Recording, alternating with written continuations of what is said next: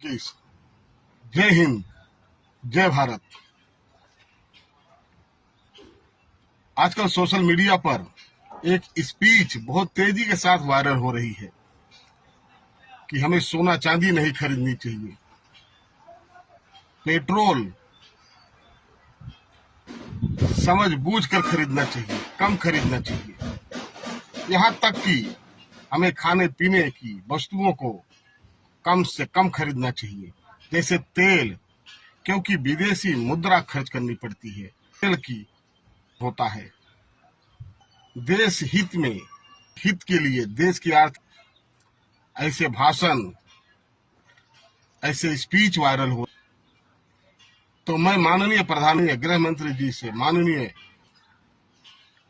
सीतारमन जी से ये अनुरोध करता हूं कि सिर्फ 5 वर्ष के लिए, सिर्फ 5 वर्ष सभी राजनीतिक दलों पर यह पाबंदी लगा दीजिए कि वे रैलियां न करें, सभाएं न करें, विदेशी दौरे पर न जाए। यह भी एक देशभक्ति के लिए होगा, यह भी हमारे आर्थिक अर्थव्यवस्था मदद करने जैसा होगा। और उसके बाद सभी सांसदों के, उच्च अधिकारियों के जो भी सुविधाएं मिलती है उनमें 45% तक की कटौती कर देनी चाहिए। फिर उसके नीचे सरकारी अफसरों से एक दिन हर तनख्वाह काट लेनी चाहिए। और समस्त भ्रष्टाचारियों से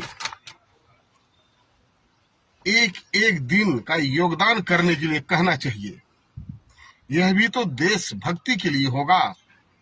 आखिर हम जनता और आम जनता भारत सरकार को टैक्स के रूप में या किसी न किसी रूप में जो धन देती है वह हमारे देश की आर्थिक अर्थव्यवस्था को मजबूत करने के लिए देती है, ऐसे करने के लिए नहीं, पार्टियां करने के लिए नहीं, विदेशी दौरों के लिए नहीं। अगर ऐसा नहीं होता है तो हाथ जोड़कर विनती है कि जनता को ठोकर का ज्ञान मत दीजिए, क्योंकि ये जनता सब जानती है, ये उसकी मजबूरी है कि वह आपको वोट देती है कि आप उसके लिए अच्छा काम करेंगे, आप उसके लिए सुविधाएं करेंगे। पर जो भी सरकार सत्ता में आती है वह आम जनता को निचोड़ती है, जितना हो सकता है उतना निचोड़ती है। भ्रष्टाचार चरम पर है। जैसे आजकल कोई अगर हेलमेट नहीं पहनता है तो 2000 रुपया फाइन है। तो आप अधिकारियों को ये निर्देश क्यों नहीं देते कि जगह पर अगर कोई हेलमेट पहने नहीं मिलता है तो उसे हेलमेट तुरंत दिया जाए, अगर वो नहीं खरीदता है तब फाइन किया जाए। आप दारू पीने वालों पर सख्ती करके दारू बेचने वालों पर नहीं। आज हमारे सब्जी विक्रेताओं पर, रेड़ी लगाने वालों पर पुलिस कार्रवाई करती है, बीएमसी, नगर पालिका सब कार्रवाई करते हैं, उन्हें तकलीफ देते हैं। अब बात करते तरक्की की, तो देश हित की। क्या आप लोग 5 वर्ष के लिए 45% तक की अपनी सुविधाओं में कटौती कर सकते हैं? क्या माननीय प्रधानमंत्री जी, गृह मंत्री जी, माननीय सीतारमन जी ऐसा कर पाएंगी? अगर ऐसा कर पाते हैं तो भारत की जनता आप सब लोगों के साथ है।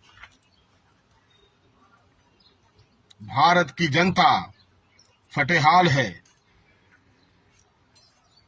लोग भूखमरी की कगार पर हैं और अपने आप को जनता का प्रतिनिधि कहने वाले लोग लाखों के कपड़े पहनते हैं, विदेशी यात्राएं करते हैं, बड़े ही ऐशो आराम से रहते हैं।